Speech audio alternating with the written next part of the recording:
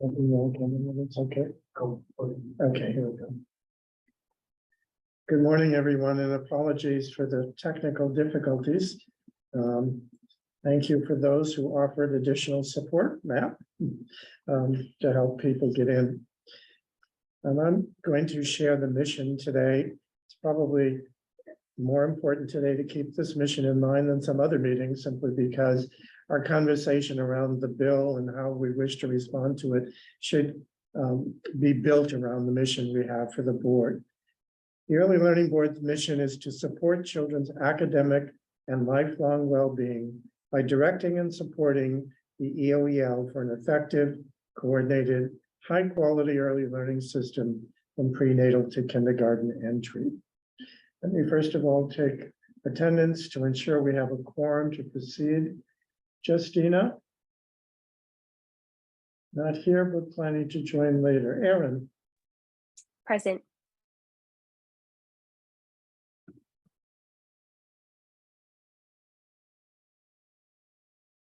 Erin? Oh, sorry, present. Can you hear me? Okay.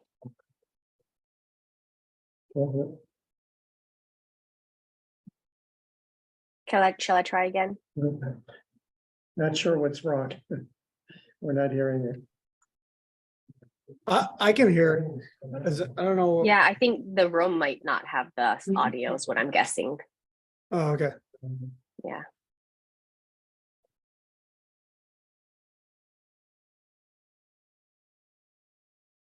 I can be their test. Is it working yet? I hear you too. I'll be right up.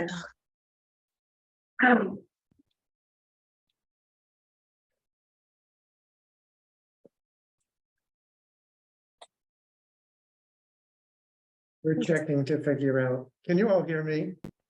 Thumbs up if you can. Yeah, okay. Yeah. They're having all kinds of tech difficulties today, I guess. We're getting some technical assistance.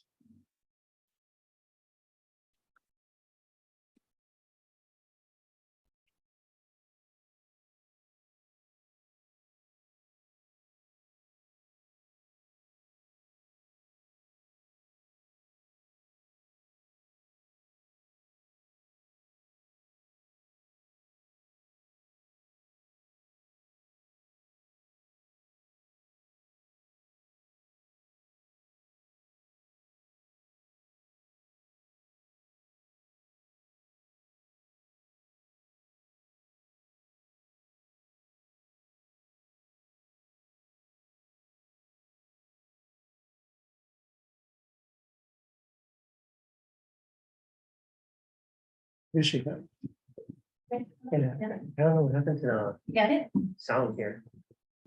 Because even when I started the recording, it sounded, because I couldn't hear anything, usually I hear something, but it seems to be, I didn't change anything. And then the volume looks up on this side.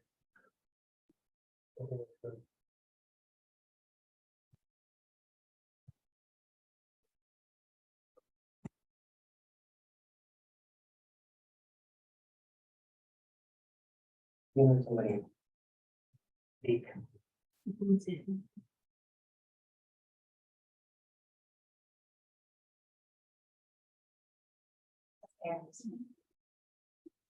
you hear us? Can you, say something? Yes, we can hear you. Can you hear me now? Yeah. Okay, great. Thank you. All right, I'm here officially. Let's try the attendance again.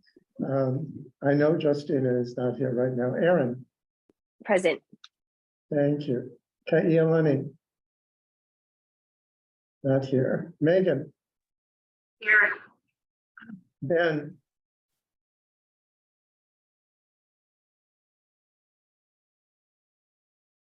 Here, sorry. That's okay. May? Here. I am here. Napua? Not here. Mari? No. Carrie? Melody?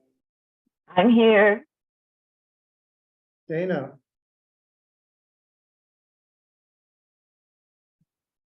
Rochelle. Steve, Here. Matt, Here.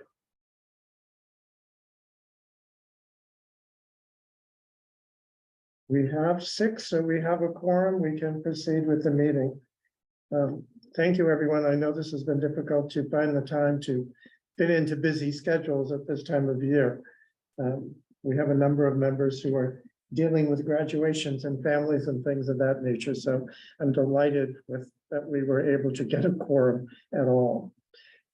So there are no particular announcements other than the fact that this is a special meeting. We will focus our conversation around SB 1022 HD1 CD1, with the objective being at the end of this meeting that we will be in a place where we have made a determination about if and how we will respond to the governor and advise the governor with regard to his approval or non-approval of the bill as it's been presented to him.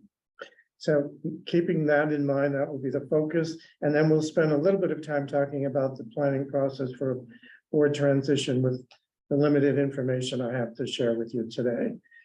So let's move to the item number 2 on the agenda. Is there any public comment to be offered at this stage of the meeting?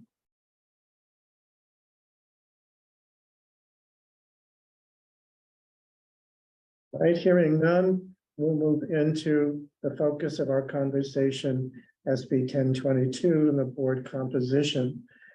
I sent you all not only copies of the bill, but also a comparison of the 2 versions of the bill to provide some context for the conversation today, and wanted to just highlight a few elements of that before we launch into the discussion and hear your thinking about the bill itself and how we should respond if we should. The primary differences between the CD1 version and our HD1 version revolves around 3 elements. One is the voting members. We diminished the number of county representatives from 6 to 4, 1 from each county rather than 3 from Oahu.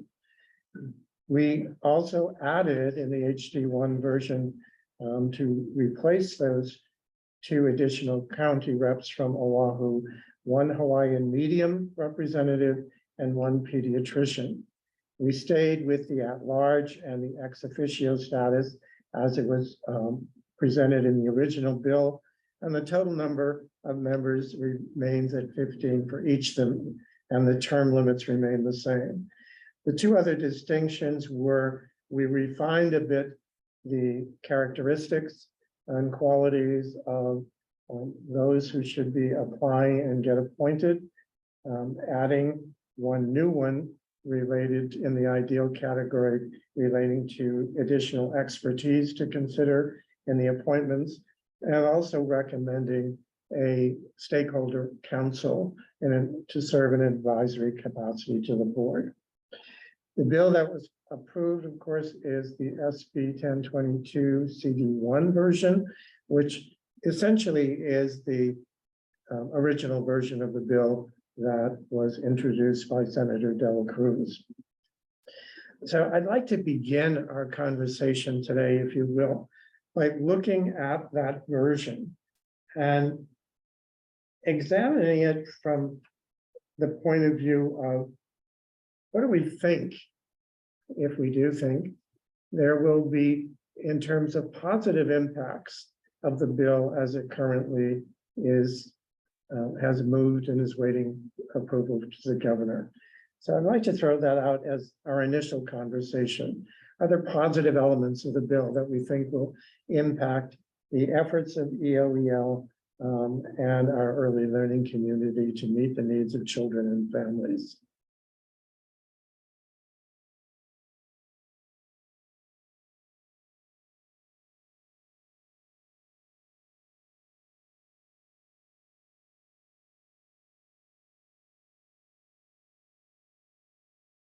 Anyone want to mention? I want to jump in and have some thoughts.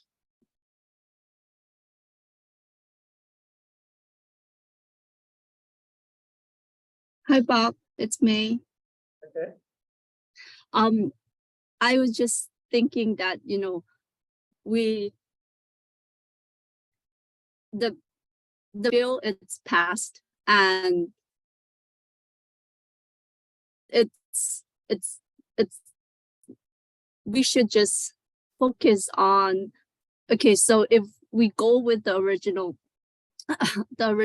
version that's passed, if we are not going to do any recommendations or respond to it, I think we should just focus on, okay, and what we want to move, what we think is what we have been working so hard on as a board together, and focus on, I know we're going to go into transition plans in a little bit, but focus on what we really want to pass on to the next board, recommendations for like a succession plan for the next new board that's coming on.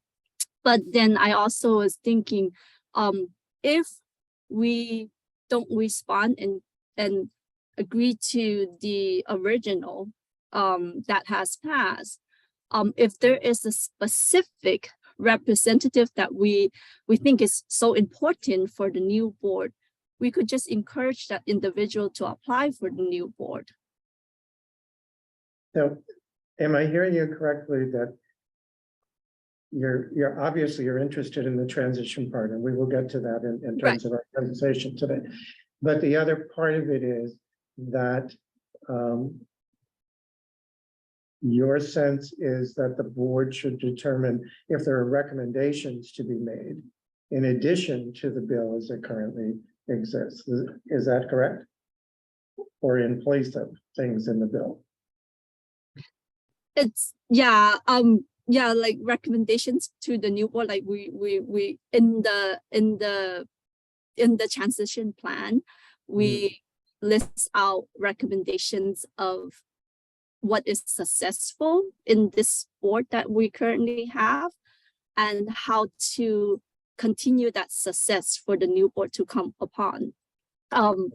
So not necessarily respond to sending a response to governor, but work within ourselves for a successful, share that would share, list out a list of recommendation for the new boards to consider.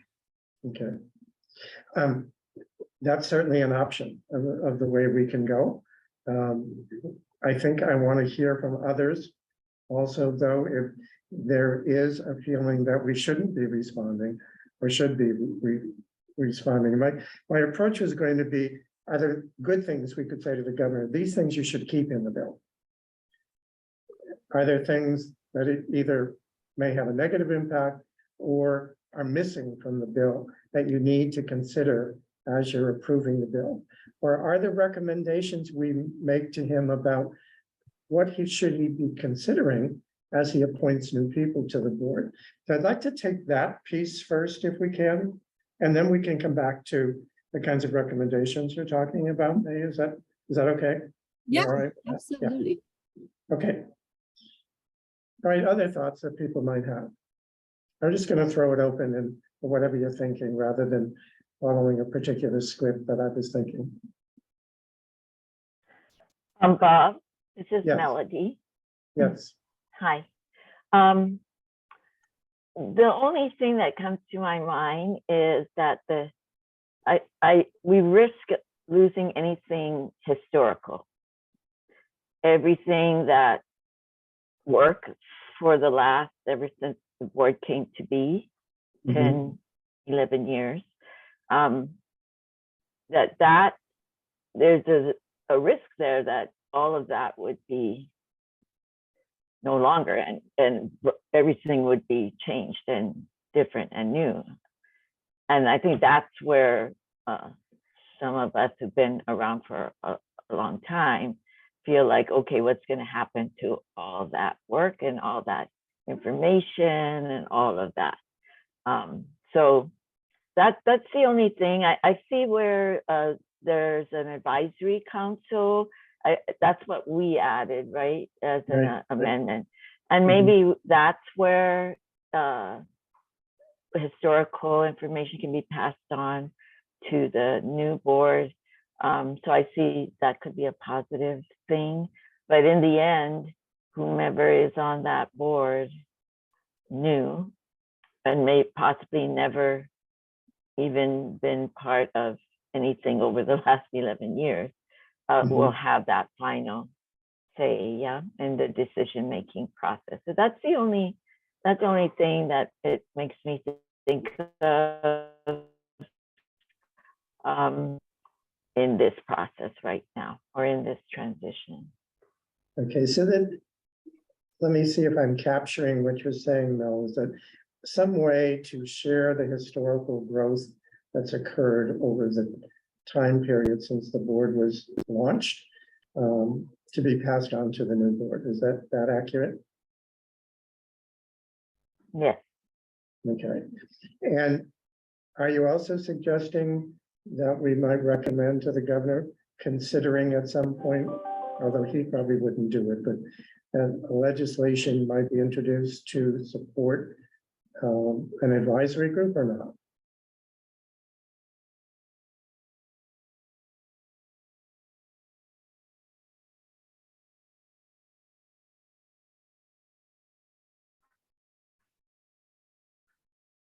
I'm sorry, Bob. Okay, I'm wondering, were you also suggesting that we should recommend consideration of establishing an advisory board at some point along in this process to help? Yeah, that advisory council that I see, we wanted to add to section 2. And then I don't know if there can be a process where it transitions. You know, I've been part of things that keep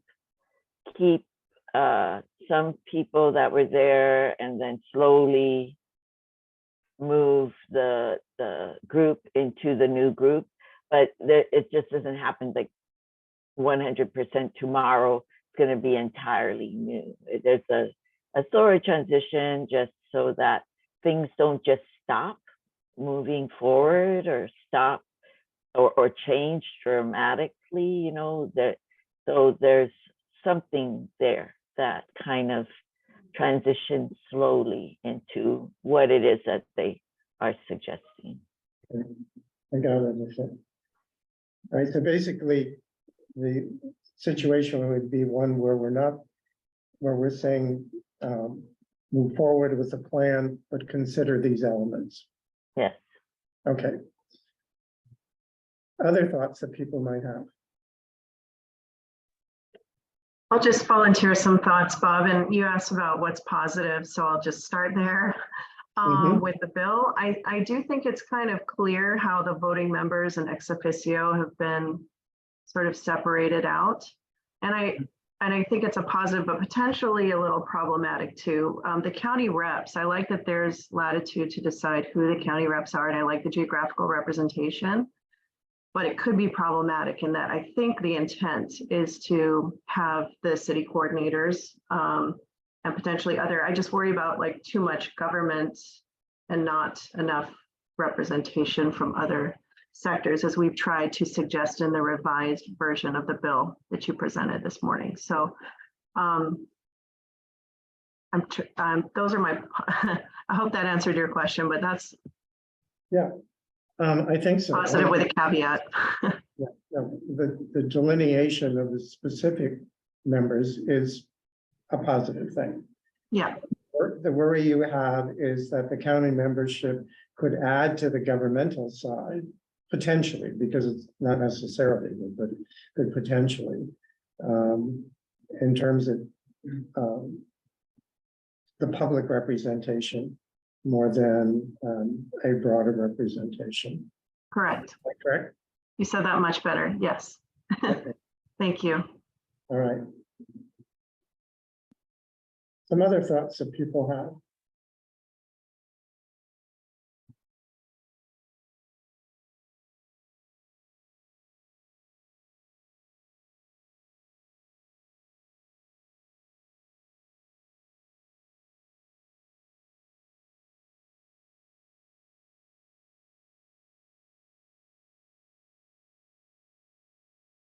Anyone else think there's anything missing or problematic? And I'm not trying to push you in that direction, but I want to be sure we've covered all the bases in the approved version of the bill.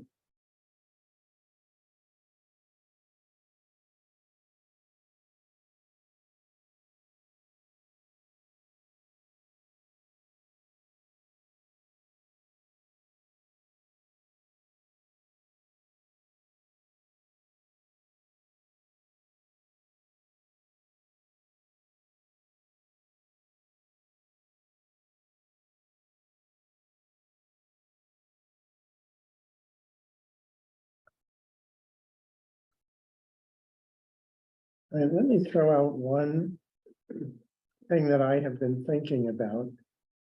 And I mentioned this at our last board meeting, and that had to do with the representative of the Hawaiian medium community of providers that is not provided for in the CD1 version.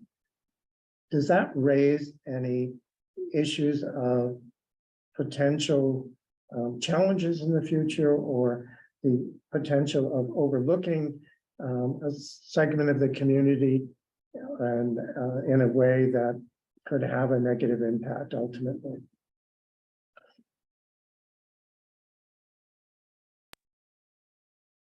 Yeah, this is Ben. Yeah, I mean, I think that's an important voice to have at the table. And if that voice is not at the table in some capacity, I'd hate to see things overlooked or bypassed without taking the perspective of Hawaiian medium. So, and unfortunately, it's not in the bill like we had wanted, and that might be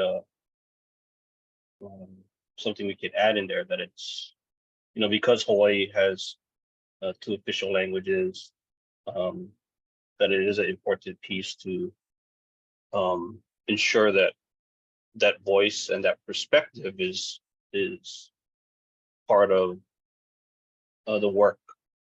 It's been part of the work in the past, like Melody has talked about, up until current, but we want to make sure we can continue that work, looking at the 2 languages in the state of Hawaii. So I think it's an important piece to mention, Bob. Not sure how or what that looks like. Well, it could be done in 2 ways, I think. If we recommended that the governor veto, that could be part of the rationale. It could also be that we recommend that that we offer approval from the sense that there are positive qualities, but there are concerns and recommendations that we would want the governor to consider. For example, when the appointment comes for new board members, to seriously consider the inclusion of a Hawaiian medium. I mean, that could be another way to approach it. Could go either way. Did you have a preference, Matt? Ben?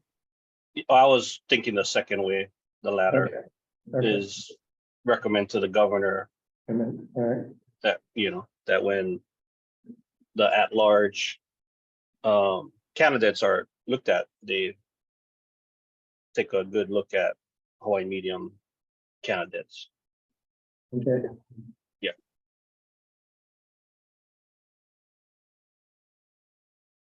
All right, anyone else have any other thoughts? Bob, this is Mel again. Sure. I think that the same goes for, because I don't see, of course, we had added the family engagement to the recommendations that we made, and it's not in this. Right. So there was, way back when, there was intentional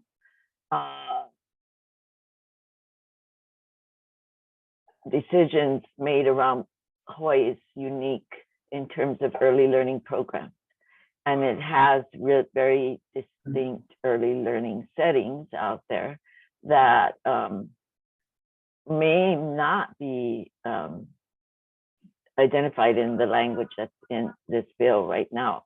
Mhm. I mean, people will generally think that it's related to center-based and childcare programs. And we actually created this system and board to support all of the different settings that we have here. So I don't see that yet, but it's something that we probably could share with the board, with the governor, Mhm. that, Okay. All right, I'm generally hearing people say recommendations to the governor. That's what I've heard so far. Is there anyone who feels strongly that we should consider suggesting he veto the bill?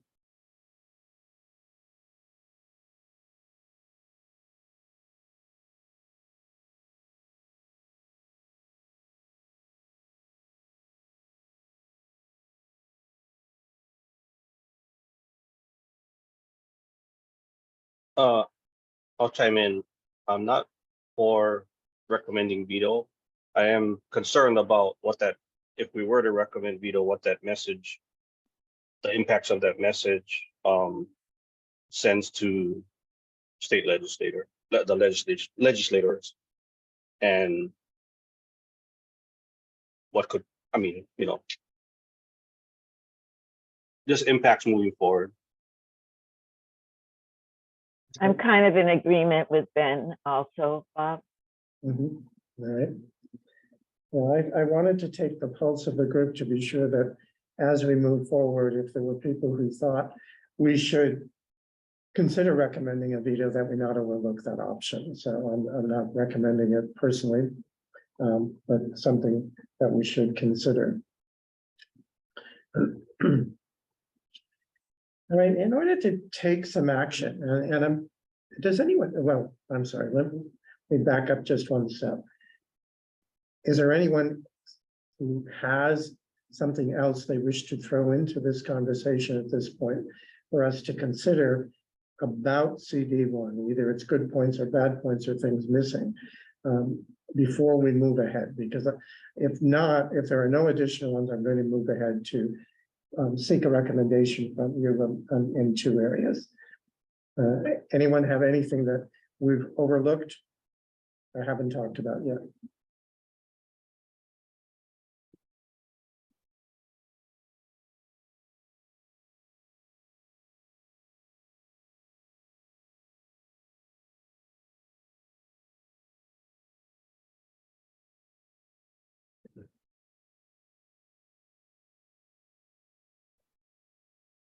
Hearing nothing, I will move forward. I'm going to make a recommendation so that we can take action.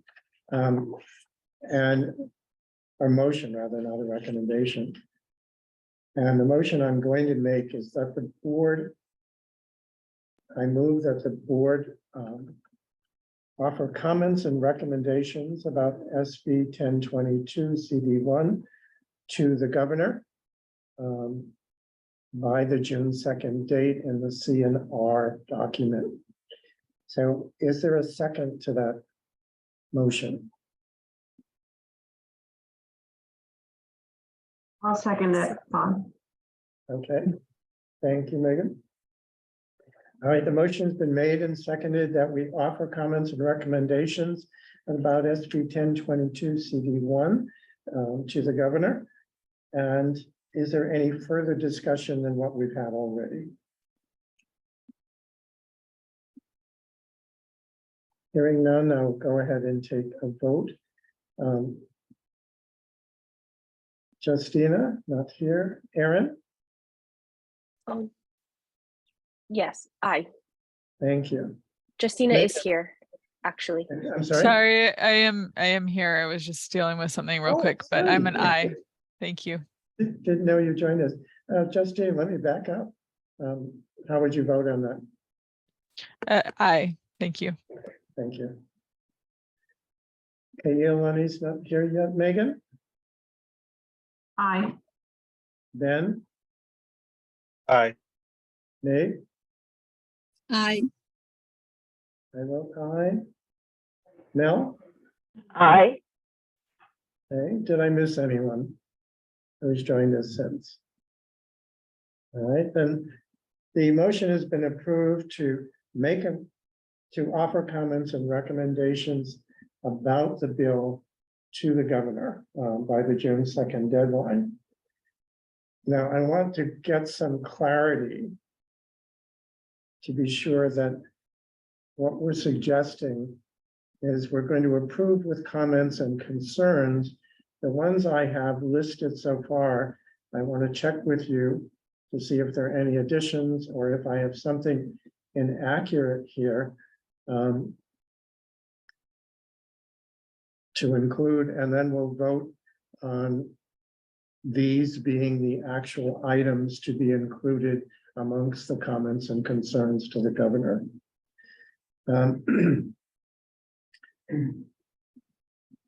The suggestion that the transition of board members move slowly and that there be a historical context to it so that the new board is aware of what the current board has been working on, the directions it headed in. A suggestion to consider in the future the creation of a stakeholder advisory council to work with the board. And then some very specific recommendations around the actual members. And while there is general approval of the nature of the voting members listed, and they are much clearer, the recommendations that have come forth are to consider the county representation around the issue of the potential of adding government influence in the decision-making. Also, and that's so that we don't lose sight of both the public and the private conversation here. Another recommendation is that the Hawaiian medium voice needs to be at the table. And that perspective is important in a state where there are two official languages. The suggestion also that family engagement and family choice is particularly important and needs to be considered in the appointment of members to the board. Those are the items I had listed for recommendations. Did I misstate any, or is there anything missing, anything you want to add?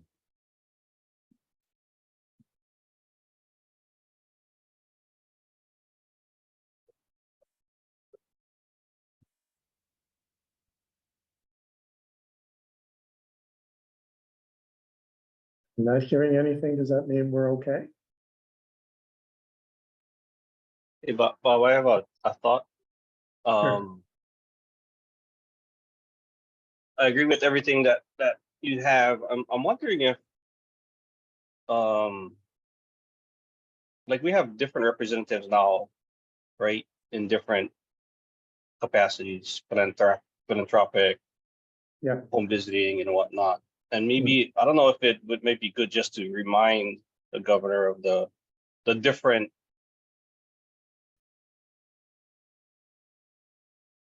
I don't know how to say this. Like the different type of early learning. Sorry, I'm struggling with my words. Maybe I'll just be blunt. Like these are the type of individuals or people in the field, and it's important. There was a reason why. Yes, we were a large board before because we had all these representations, and we'd like to just remind you, like, it's important to understand these are the different entities in the field, and we're hoping that the whoever is selected for the at-large seats is a representation as much as possible of what's happening here in Hawaii, the entities that are at the table in Hawaii. Because I hate to leave out FCILs, I hate to leave out Head Start, I hate to leave out center base or home visiting. I think there should be a mention, not just for Hawaii Medium or family engagement, but just I just think it's important to make sure the governor knows when they're making the selection, a good cross section. We recommend a good cross section as much as possible that looks like how it is now. Because I think that's what everybody struggle with, is specific seats are no longer at the table and whatnot. So I just feel like if the governor can seat a new early learning board with somewhat of a representation of what it looks like now, it probably won't be the same because there's not enough seats, but just making sure the governor takes that into consideration, which I think addresses everything you said, but also kind of saying, hey, there's also these other entities that are equally important. So I don't know how to say that. I'm hoping I'm making sense. I'm wondering, Ben, if that doesn't just duplicate the current board and that's going to be rejected.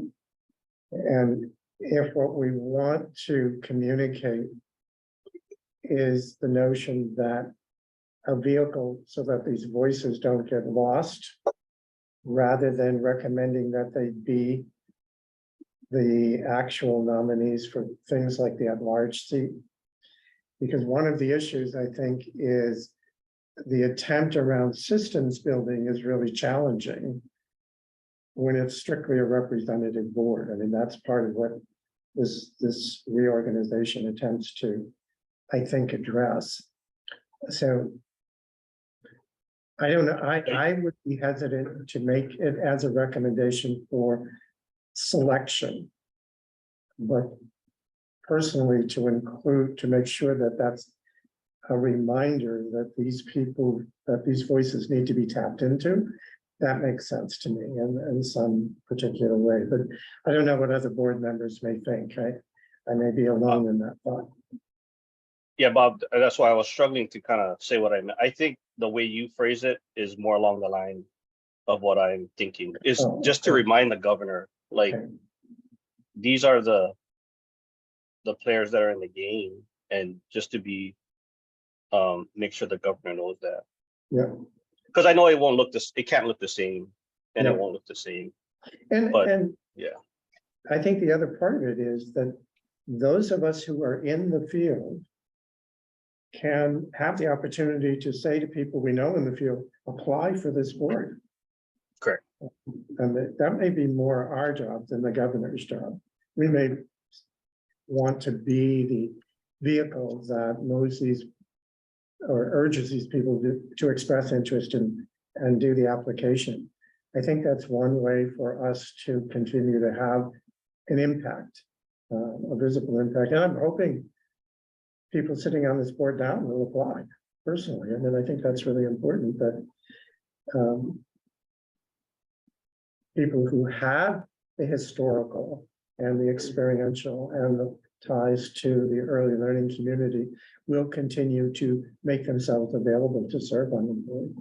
And certainly people who have been on the board not only carry the history with you, but also the direction that EOEL has been going, and that would probably be most helpful. So maybe that's also part of the reminder, is that current board members need to be considered if they're interested and willing to apply, that they would add something. Mel, I think that would get at the point you were talking about earlier as well, and can be a reminder. So then you're okay with it in terms of a reminder, not a specific recommendation, but just something to keep in mind. And to I wasn't insinuating a Okay. selection. I was struggling with my words. So the reminder, just hey, don't forget, we're recommending this, but don't forget. So thanks, Bob. Thank you. And Any if other I may, thoughts? I'm sorry. yes, if I may chime in a little bit, kind of to, I don't know if to echo or to expound on Ben's point of, I think the sense that I'm getting is that the shift from a representation board to a completely governing board where the positions are open to a variety of people. Right. The sense that I'm getting is that everyone's kind of worried that the breadth and the depth of the sector is going to get lost. So I'm glad, for us to continue to recommend a stakeholder group. I don't know that we need to go so far as to, spell out the members that we would suggest as being stakeholders. And what I guess the more and more I'm learning about policy, the more I'm learning that if it's not in statute or it's not in something, that it can very easily get erased.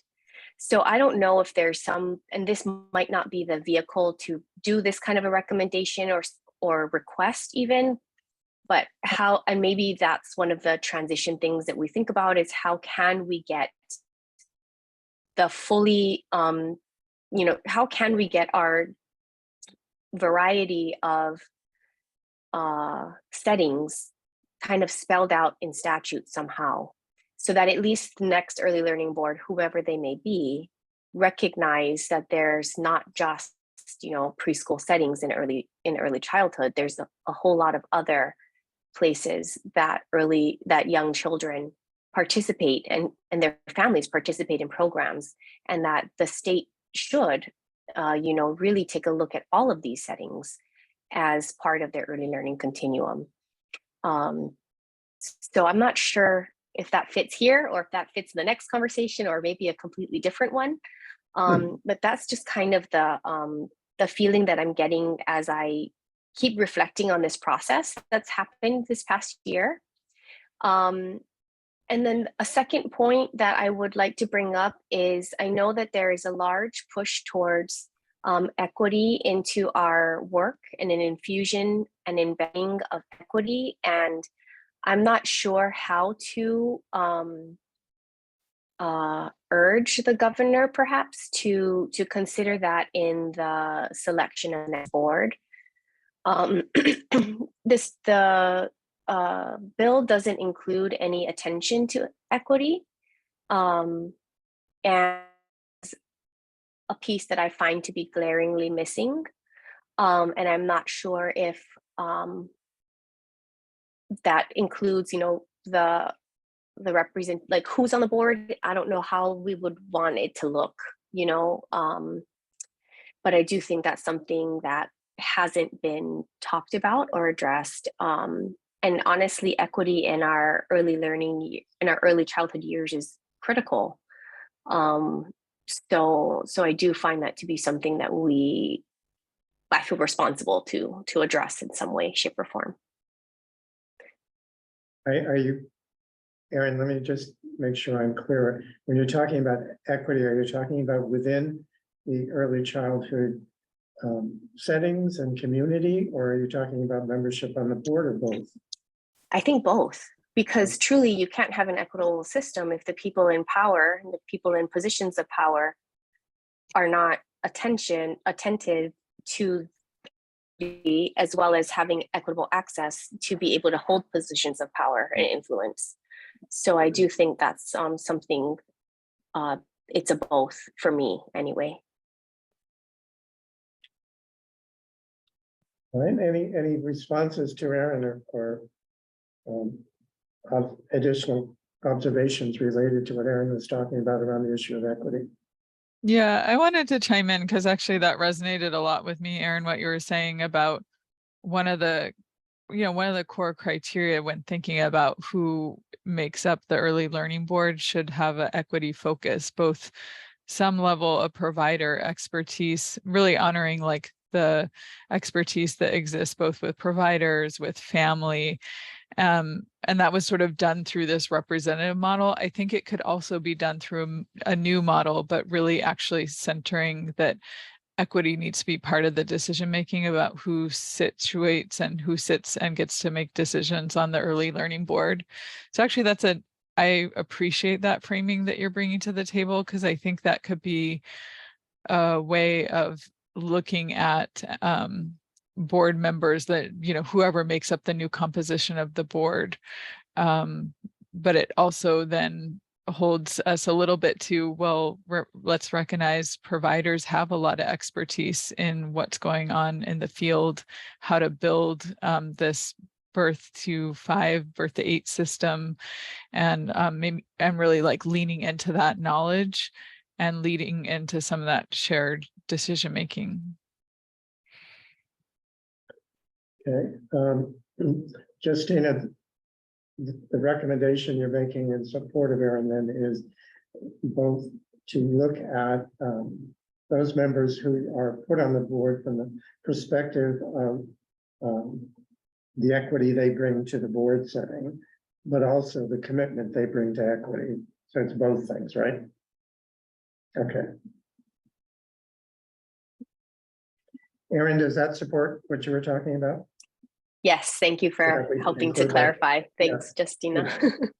Well, it packages it nicely for a recommendation, so that's helpful. Yeah, thank you. Thank you.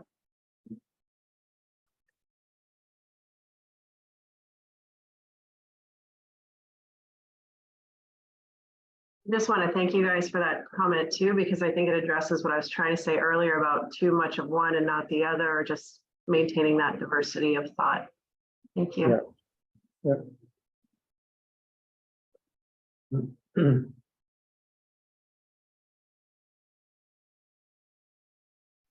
Okay. Right, so what I'd like to do is get your approval of another motion. And that this motion would be that the early learning boards submit comments and concerns or recommendations specifically around the items we have just discussed. So that would include the advisory council at some point, transition that includes the historical connections, recommendations about balance and diversity on the board from a variety of different viewpoints. One, the public-private nature of the board. Two, the types of representation, the types of expertise brought to the board. Three, the understanding of equity and commitment to equity issues. And four, the diversity itself that's reflected in the board. And that would include also a strong recommendation for the inclusion of a Hawaiian medium voice, particularly in order to respect the 2 official languages and recognize the distinct perspectives. And also recommend some focus on family engagement and the breadth of options for families within our community, so that we look beyond the preschool concept to other types of opportunities for early childhood care and learning. But those would all be included in some fashion. So I'm going to make that motion, and will there be a second? I'll second it, Bob. Mel. Thank you. All right, is there any further discussion? Just to comment with what Aaron said at the beginning, I believe that there is, or there was back in 2013 in statute or in an act, all of those, what they refer to as a comprehensive and sustainable system. So all of the settings, quote, that were described is in some form of statute, because that's what initiated this whole board or advisory board and then governing board and all of that. I'm not sure if what has happened since then negates any of that, but I do know that it was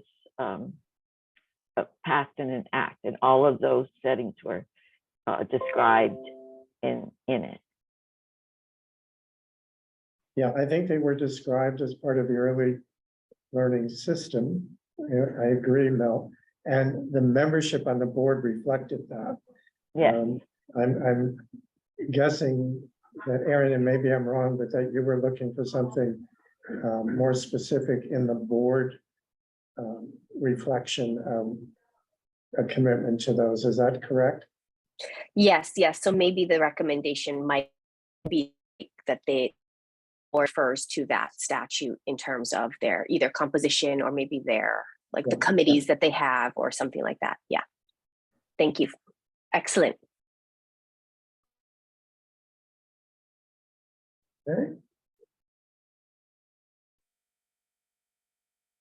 Any other comments?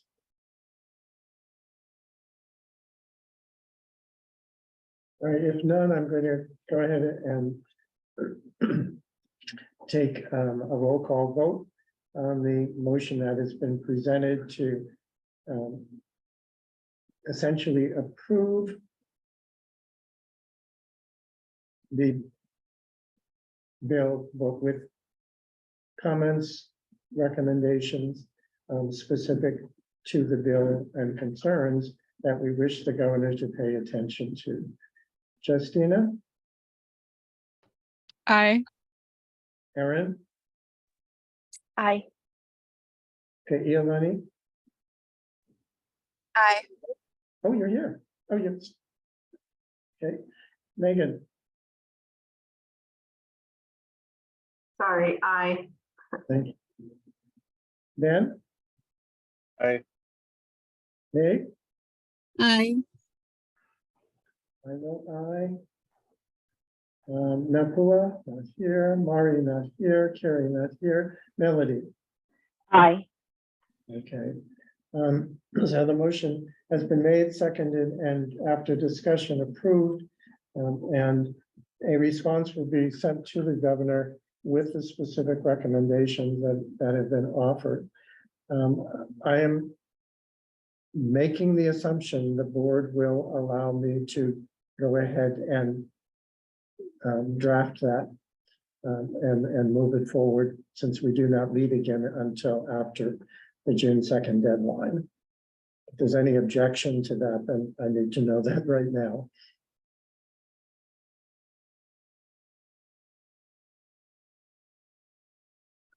All right, having heard none, we will proceed in that particular direction. Thank you for agreeing to offer comments, because I think we need to do that. And I will put in this response also an offer to the governor that we will be supportive in any way we can of the transition, and would be happy to discuss further with him the conversations that the board has had around the selection of new members to the board, based upon our conversations at the past two meetings. All right, I'm going to close out this portion of the meeting around the recommendation to the governor and move on to the transition, unless anyone has any other comments you want to make before we make that switch.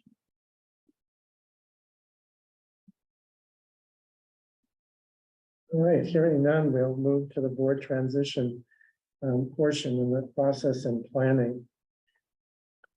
I don't have a lot of news to report to you, but I have found out one thing. After doing some additional research from appropriate sources, what I have learned is that the current board will continue to function until a new board is appointed by the governor. So essentially, it will be a de facto board. We can take action as we would normally until the board is ultimately appointed. Now, the governor could do that immediately upon approval, assuming he approves of the bill and makes it an act, or it could take some time. But the way the statute is written, it also allows for the extension and a function in a bit of a de facto fashion until that new board is finally in place. So we will not be adding members. We will all extend our terms during this time period, whatever that may be. If and when we do find out, I'm going to assume the if will be answered, how and when the governor is going to make his appointment, we'll have a better sense of how much longer we will continue in this particular role. But what it does allow is for EOEL to continue to function and have a board's approval of the actions that it will take in the near term until that board is seated. I've continued to reach out to possible sources for information on any process and recommendations that we should be considering with regard to the transition. And I'm beginning to think that we probably need to define it ourselves as best we can for ourselves, because I have not been able to get any definitive responses to any of the inquiries I've made. Subcommittees have begun to discuss the issue, and some of actually, Justine, I'm going to call on you if I can, please, to share with the board what the Workforce Equity Subcommittee has determined it will be doing as it moves forward to get ready, if you will, for the transition to a new board. Would you be willing to share that, please? I'm sorry I didn't ask you in advance.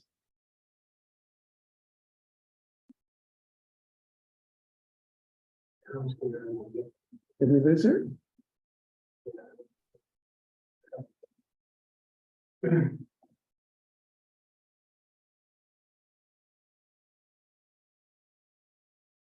Oh, I don't see her. Yeah. I guess we lost Justina. So I can't ask her to do that. I'll share with you the best I can. What I understand the committee is going to be doing. It's really looking at what kind of key information is important to pass along to the new board and suggested resources that new board might consult. And looking at the resources from two different angles. Any policy statements we have internally that would be helpful to them. Policy statements by key organizations. We're not assuming this is a group that's going to read tons and tons of things and pass it along, but that there might be organizations whose policy statements we have relied on, or the subcommittee has relied on to really support its work and to guide it. That would be helpful. And the other suggestion to date would be studies that have been done that would be useful. For example, obviously the RAND study for the Workforce Equity Commission would be one, and there are national studies as well. And then people, including the subcommittee members, who would also serve as good resources. That might be a model. And Matt, this might be something for the governance committee to consider tomorrow in its meeting, to recommend to all committees that this would be a possibility. And I will bring that to the meeting. We have asked the governance subcommittee to discuss a bit the transition process and ideas they have. And this would be one possible protocol that we could put into place for all subcommittees to consider. So Matt, I'm going to pass that on to you as a suggestion to share with your subcommittee tomorrow. That's about as much information as I had. So what I'd like to do in a bit of the remaining time we have is to see if there are other suggestions and comments that members might have that they would like to pass along to the subcommittee, the governance subcommittee, to consider, or that we as a whole board should consider. May you offered some in the beginning about recommendations that we need to come up with. I don't know if you have specific thoughts that you might want to add here. So I'm going to open it up to any additional thoughts that people might wish to throw into the pot as we plan our future transition. Thank you, Bob. Yeah, I would like to say add a few things. So I wanted to see if there is, if we could, because I have a whole Google Drive worth of documents for the CR committee. So I'm wondering if I should keep that Google Drive and transfer to whoever the new board is, or is there like a central place where we can drop that drive to or transfer that drive to? I'm not too sure what is the best way to do that. And then me and Aaron also started, we had our meeting this past Tuesday, and we also are listing we also started listing a list of recommendations for whoever's gonna take over the new boards, just to point out the importance of the CR committee and some of the challenges that we went through, and what are some things that we could embrace that challenge should the new board want to keep that CR committee in the Matt, can I put that on your plate for discussion tomorrow? All right, so we will come back at the board meeting with some answers, particularly with respect to what do we do with the information we already have? Where do we, how does it keep it? What happens to it?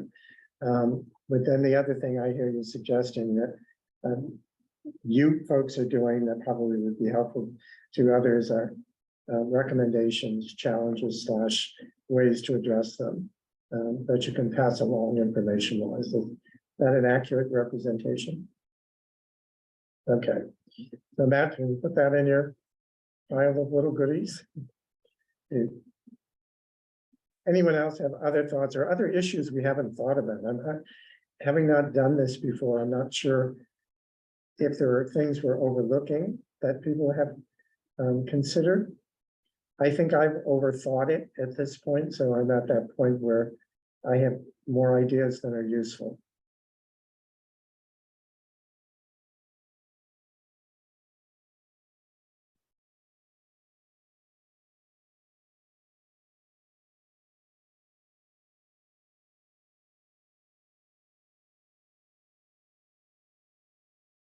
I'm not seeing anyone joining the chat or having additional ideas. So I'm assuming we can just move forward in this way, that this will make sense. And we'll come back to the board in June. I do have a question. Oh, sure, Mel. How does the new board affect our new director of the executive office, our new executive director? Can you be a little more specific? What are you thinking? This board, we hired our new executive director. Oh, I see. Yeah. Mhm. So does the new board affect that, or how? Yeah, I don't believe so. But that's not a question that I've really pursued.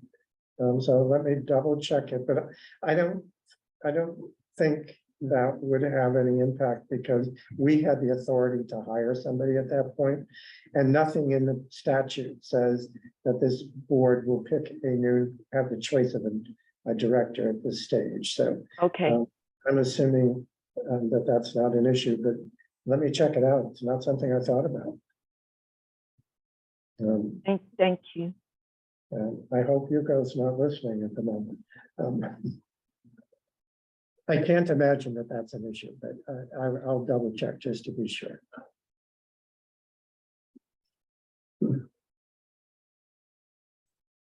Any other questions that people have? That's the kind of thing that is really helpful to know, to think about.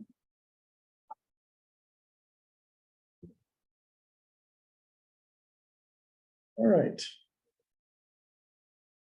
Hearing nothing in addition, I'm going to move to the item number 4. Is there any additional public comment to be offered?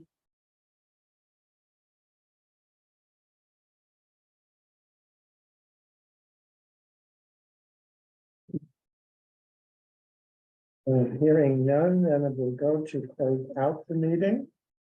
And I want to share with you the outcomes that we have arrived at today. We agreed that a response would be made to the governor. And that response would be basically approval of the bill with recommendations, comments and concerns. And we have identified those key areas of recommendations, comments and concerns to include in our response to the governor. And we will proceed to ask the governance subcommittee to come back to the board at our June meeting with recommendations for the transition protocols and processes built around what's already happening amongst the specific committees. And there is one question for the chair to pursue, and that is there any impact upon the director's position with the appointment of a new board? And I will look into that. Those are the outcomes I have for this meeting. I want to thank you all for taking the extra time for the input. I am really pleased personally that we are providing a response to the governor. I think it's critically important.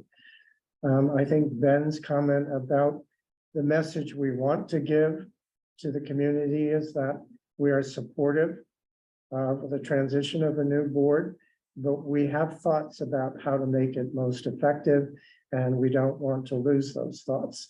Well, we also are offering our services to the governor to assist in defining the kinds of qualities that would best benefit the board appointees, and we would be available to support a smooth transition to a new board. It's my overall take of the meeting today, and I've appreciated all of you for joining us and for continuing to have this conversation. It's not been an easy one, and we have no guidelines, so the playbook isn't there. We're inventing it, so I appreciate all of your thoughts and your work on it. With that being said, I hope you all have a good Memorial Day weekend, and we will officially adjourn the meeting, giving you back a little bit of free time. Mahalo, everyone, and aloha. Mahalo, Bob. Aloha.